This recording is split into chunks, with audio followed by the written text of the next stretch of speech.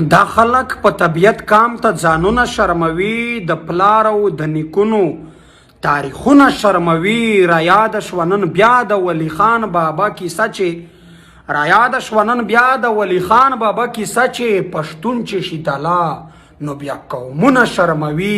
پښتون چې شي دلا نو بیا قومونه شرموي. ټولو پښتنو ته سلامونه. ملګرو لکه تاسو ته پته ده چې دا 2-3 ورځې په جنوبي وزیرستان شکتوي کې کوم حال روان دی. په کورو دننه په خلکو تشدد کړی دی. زنانه، سپین ږیري، ماشومان هیڅوک په آرام نه دي پرېښي. 200 تر 200 پورې کسان په یو سکول کې ایثار کړي دي. جیل یې ورته ګرځولی دی. د شکتوي په تاریخ کې په 83 کالونو کې د اول سکول ښوونځی چې جوړ شوی دی د ماشومانو د تعلیم دپاره نه بلکې د شکتوي د خلکو دپاره یې زندان ګرځولی دی. ګرځبندیز یې پرې لګولی دی. خلک له لوږې تندې مري.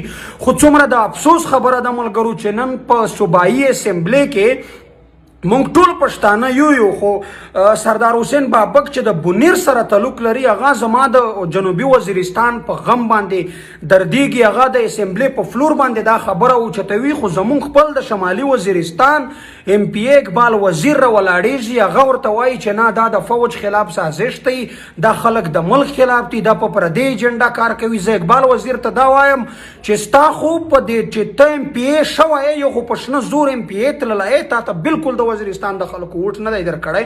بیا ته چې اسمبلی ته تللی دا د په تاریخ کې اول وار تقریر و چې تا وکړه. تا خو اردو هم خپله نه ده زده، تا خو لیکل هم خپل نه دي زده، تا ته خو پیج هم نور خلک چلوي، تا ته خو ایډیانې هم نور خلک چلوي. ولې موږ دې پیژنو نه؟ او دا په اسمبلی کې ستا اول ور تقریر دی چې تا تقریر وکړو. هغه دې هم داسې تقریر وکړو چې موږ د سړیا په شرمونو وشرمولو، موږ د وزیر نوم دې په شرمونو وشرمولو.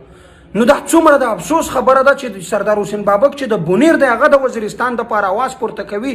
نو تا په کومه خوله او په کوم مخ په کوم شکل دا خبره کوله چې دا خلک ولې تا هغه د خویندو میندو فریادونه نه اوري، تا د ماشومانو ویډیوګانې نه وینې، تا د سپین ږیرو تصویرونه نه وینې چې د 80 کالو سپین ږیرو بوډاګانو ته یې په سترګو کې پټې ور بند کړي دي، د هغې تصویرونه نه وینې. د څه ثبوت غواړې؟ دا 82 کاله په تا باندې څه وشول؟ ته ړوند یې، ته کوڼ یې، ولې ته وطن نه وینې، ته مازغه نه لرې، ته د دې وزیرستان باشنده ځان دعوه کوي چې زه د وزیرستان نماینده یم. ته بالکل د وزیرستان نماینده نه یې. ته چې چا سلیکټډ، ته چې چا اسمبلی ته رسولی، ته د هغو نماینده یې. ته د دې جابرو ظالمو خلکو نماینده یې. ته د دغو خلکو نمایندګي کوې. که ته د وزیرستان نماینده وای، تا د وزیرستان په زرګونو خلک چې په سرو وینو کې لت پت شول، کورونه، مارکیټونه، بازارونه یې ونړېدل، تر نن تاریخه تا په هغې یوه خبره کړې ده؟ نه. مونږ خو ټیکې ډانګې هېڅ اړتیا دې ته نه لرو. پښتون ته عزت مهم دی، پښتون خپل عزت غواړي. ته که مونږ ته د سرو زرو بنګلې جوړه کړي، وزیرستان د سرو زرو راته وګرځوي، زمونږ په هېڅ کار نشته. مونږ خپل عزت، خپل ابرو، خپله پښتو راته مهمه ده. داسې خو برتانیا د ریل پټلۍ په دې وزیرستان په یو ځای بل ځای کې تېرولې. خو زمونږ پلرونو نیکونو د هغو خلاف جنګ وکړه، د هغو خلاف یې لاریونونه وکړل، د هغو خلاف راپورته شول، هغه خلک یې وشړل د دې وطن نه. ته چې د چا نماینده یې، د هغو نماینده به وې. دا زه په جار سره وایم چې ته نه د وزیرستان نماینده یې، ته نه وزیر یې. ته ځان ته خپل کام پیدا کړه، ته ځان ته خپل قبیل پیدا کړه. وزیر کوم هېڅ کله دومره بېننګي نه کوي، دومره بېغیرتوب، دومره دلاتوب نه کوي لکه تا چې نن په صوبایي اسمبلي کې کړی دی. او ته به په دې باندې د ټول وزیر کام نه بخښنه غواړې. او د ټولو وزیرستانیانو نه مې دغه خواست دی چې د ده خلاف که په سوشل میډیا کې که په عملي مبارزه کې د ده خلاف کمپین وچلوي چې سبا بل سړی د کام دومره سپکتیا ونه کړي لکه دا نن چې د شکتوي په خویندو میندو په هغه مظلومانو خلکو پورې وخندل. مننه.